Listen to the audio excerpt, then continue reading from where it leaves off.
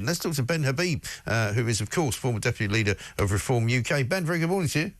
Good morning, Mike. I mean, we're going to get on to Brexit in a minute, but let's kick things off, shall we, with undocumented migrants, because this is my favourite clip of the weekend. This is from Dame Angela Eagle. I'm not quite sure what the point of her is, but have a look at this.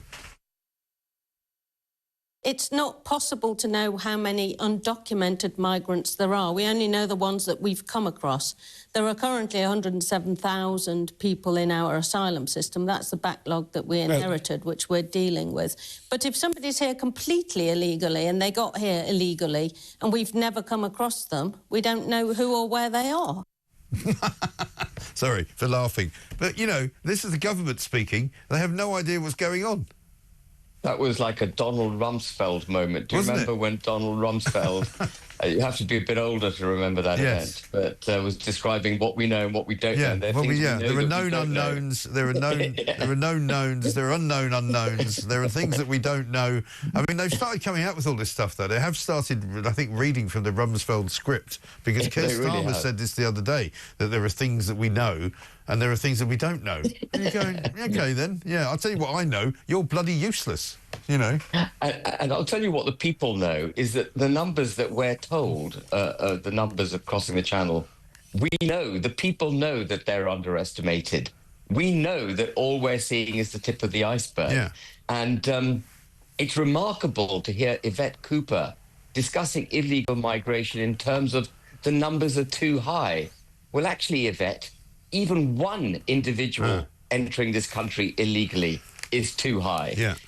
You know, they've got the wrong approach. They seem to treat it as if it's a matter of degrees, and they need to just dial down dial down the numbers a little. It's not about dialing down the numbers. It's about stopping people coming to our country illegally. Yeah. People of whom we know nothing, who come to this country perhaps with, you know, antipathetic attitudes in their hearts, come from war-torn countries where they may blame us for the damage done to their countries, come here with ill will, you know, and obviously all the economic costs, etc., that go with it. Yeah. We've got to stop people entering our territorial waters. We've got to nip this in the bud. It's not about a new national border security force or whatever they call it, appealing to the Chinese, as Keir Starmer did on Friday, to stop exporting outboard motors so that dinghies can't get motors. Can you imagine appealing to the Chinese to help us with our border control?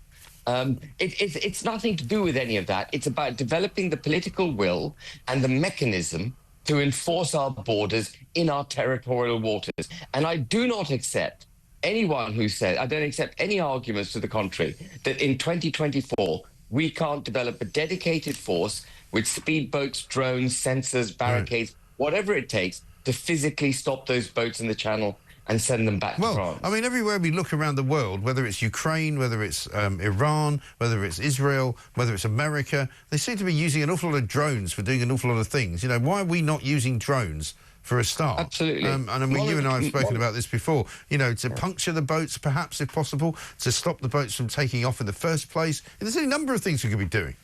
Absolutely. With the political will, you could stop it. It's that we haven't got the political will. Right. And that's why they cite all manner of international law to prohibit them from doing their job. It's because actually they don't have the political will to do their job in the first place. And you know what's interesting is that we keep hearing that Labour are now deporting more people than the Tories ever did. And I think the number they've given us is something like 6,900. You know, where have all the lefty lawyers gone? Because remember when the Tories tried to do it, you know, when they were in charge, there would be people like literally lying down in the street outside the Holiday Inn where people were being removed from. There would be lefty lawyers on the plane basically dragging people off. Keir Starmer was one of them not very long ago. And they now claim, for example, last week that they sent 37 people back to Pakistan. But we've approached the Home Office and said, who are these people? You know, what were they being sent away for? Were they failed asylum seekers? Were they criminals? Were they people who had committed crimes and were yet to be sentenced? You know, who are them? And they were they said, who are just going home. Right, and they said, we don't want to reveal their identities for fear of retribution. And I'm going, what? We need to know who these people are, don't we? Yeah, and well, they've left the country. What retribution are they fearing? Yeah, right. Exactly. I just don't believe a thing that comes out of this government, frankly. No. No, I mean, you can't believe a word of it at all. But the thing is, you know, as many as they have sent back, it's a tiny drop in the ocean. I mean, over the course of the last weekend, I think we saw hundreds and hundreds of people just coming this weekend, which even alone dwarfs the 37 people that they sent back. You know, I think 600 people was the number that we got coming through the gates of Dover this weekend. And, you know, it doesn't stop. 21,466 arrivals, up a fifth on the same period last year, taking the total this year to 35,000. You know, we can't any longer complain that that's a small number. No, 35,000 is over 1.5 billion a year in costs looking after that 35,000. And it's a small town in Sussex, quite frankly. It's massive. Yeah. And you think we are withdrawing the winter fuel benefit from the elderly, you know, who are going to suffer massively this winter, or already suffering. The winter's already on us. And we're spending over 1.5 billion a year on those who've already come to this country just this year. Yes. You know, we're spending the thick end of £8 billion a year on illegal migrants in this country. 8 billion. That is 1.5% off the basic rate of tax. I know. It's just remarkable. It is extraordinary, but they're wasting so much of our money. You know, they keep talking about the £22 billion black hole, and that's why we have to repair the economy, and we have to tax everybody more, and we have to put inheritance tax on families and on farmers, and we have to take winter fuel allowances away. It's all absolute and utter rubbish. You know, Starmer's over in Norway today, supposedly doing deals with the Norwegians about carbon capture, which, as I said earlier, even Dale Vince thinks is a bad idea. Yeah, and would cost £22 billion on unproven technology. Right. Again, the people know you don't need to be a scientist to figure out that capturing carbon, compressing it, putting it down a pipe, drilling deep into the into our underground aquifers, pumping it in, is going to cost a lot of money. Right. And it's not a straightforward exercise. You don't have to be a scientist to know that. So why they get hijacked by these ideological projects, which cost so much money, makes absolutely no sense to me. No. £22 billion, just there, happens to be the black hole to which you referred earlier. Yes. And just on that black hole, £22 billion, the Chancellor announced £70 billion of spending in her budget. She doesn't talk about it. We've all focused on the tax rises, which go towards funding that £70 billion. And by the way, it only funds about 36 of that 70 billion spending that she committed to. The rest of it is going to come from increased borrowing. Well, who pays for the increased borrowing? It's the British taxpayer. Exactly. Ultimately, it's us that pays. And if she gets that equation wrong and we end up in recession, as it looks like we will, we could find that the government can't fund itself because it hasn't got the tax receipts that it thought it would have. And so you end up in a doom loop where our growth, our recessionary environment gets worse, sterling goes down, we import inflation because sterling's gone down, interest rates go up to meet try and prevent sterling from collapsing. The funding requirement becomes even more difficult. The economy goes even further down into the dumps, and we end up in a sovereign debt crisis. That's how dangerous it is with Keir Starmer in charge of the United Kingdom. Right. And if that wasn't bad enough, we learned this morning that there's all sorts of backdoor conversations going on about sort of renewed ties with the European Union. The story on the front page of the Eye this morning, the EU has told Starmer, your Brexit reset is doomed without a better offer on fish and under 30. So he's basically talking to them about, you know, freedom of movement for under 30-year-olds, which was something that we didn't want to do after Brexit, and giving away once again our fisheries to the bleeding French. Yeah, well, let's just get one thing straight, Mike. We didn't get Brexit. No. We left Northern Ireland behind, and we're still hitched at the hip in many, many significant areas of government policy, state aid, competition, employment, and of course the environment, which we've just been talking about, net zero. And we gave away, I think of the 1,750 odd licenses for fishing in the Channel, over 40% have gone to the European Union.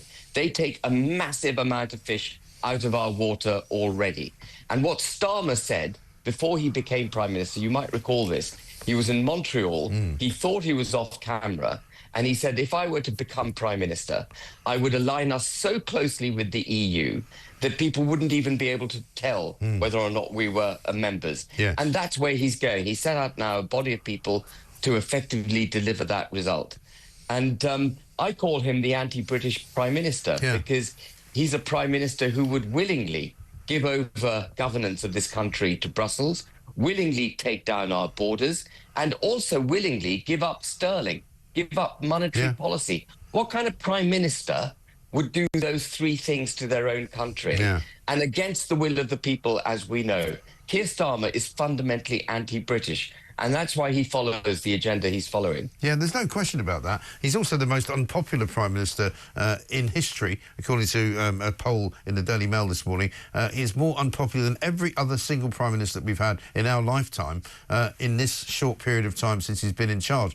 And, I mean, he's clearly being driven by an agenda which, as you say, is not only anti-British, but is clearly sort of Marxist almost. You know, he wants to do away with any kind of history that we've got. He wants to do away with any sort of recompense for, you know, decent, hard-working people. He wants to give more money to the public sector. He wants to give more money abroad. He wants to, you know, suck up to the European Union and do all sorts of, you know, eco-friendly policies which nobody's interested in. You know, the man is a disgrace, quite frankly.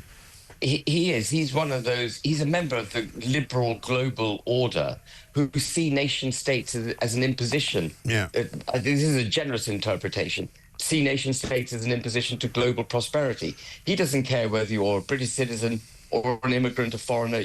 In his mind, everyone is the same. And that's why he's fundamentally not in touch with what his obligations are. His only obligation, frankly, as Prime Minister is to the United Kingdom. Yeah. That's where his obligation lies. Right. It's not to... And he's never here. He's never here. But, you know, the way they dumb us down, and we've seen this from Tony Blair onwards, is by tying us into international institutions, international treaties, citing international laws to defeat what's required to be done domestically. For example, the European Convention of Human Rights and the European Court is repeatedly cited when they say they can't control our borders. Ditch all these international laws, ditch these treaties which prohibit us from doing what's right for the United Kingdom, and start putting our people first, our country first. That's absolutely critical. We're reaching a point now where Western civilization, by the way, it's not just our country, Western civilization across the board is facing these challenges from politicians who don't understand and care about their nation state. And they've got to reverse that approach dramatically, or we will see the end of Western civilization. Yeah. No, I think you're absolutely right. I mean, Giorgia Meloni's got the right idea. She actually made a speech at the weekend where she said, you know, it's not about inviting Africa to come to Europe and basically come and live here. It's about Europe telling Africa and helping Africa to be their own continent and be their own self-sufficient countries so that they can actually have their own prosperity. You know, we should not be advising these people to come to Europe. We should be discouraging that, and we should be helping them possibly to make their own countries better. At least that would be a good idea, wouldn't it? That's a great idea. And the EU, if I may just say so, in that endeavour is evil, because the EU is mercantilist in its approach, and the way it deals with African countries is not to have trade with them, but to exploit them and to rip away their natural resources. And what we've got to do as a country, and we spend 15 billion a year in international aid, is rein that back. It's not about aid, it's about trade with these countries. Often we have the idiotic situation where we're giving aid to a country but refusing to trade with it because we say it's not ideologically aligned with our values. Pakistan being a very good example. And so the Chinese have moved right into Pakistan, taken control of it, or other forces take control. For example, we won't trade with Afghanistan. So the Taliban are there, and therefore you've got a very destabilized country. And that country then exports its refugees to our country. What we've got to do is stop our foreign interventions, stop bombing countries with which we have no relationship. You know, Iraq, the Arab Spring, all of that was ill-conceived. Start trading with these countries, allow them to become prosperous. And as I started by saying, the EU is a real problem in that endeavour because it is exploitative. It is, absolutely right. Ben, great to talk to you, as ever. Of course, wouldn't you know it, Keir Starmer's not here today. He's in Norway, talking about carbon capture.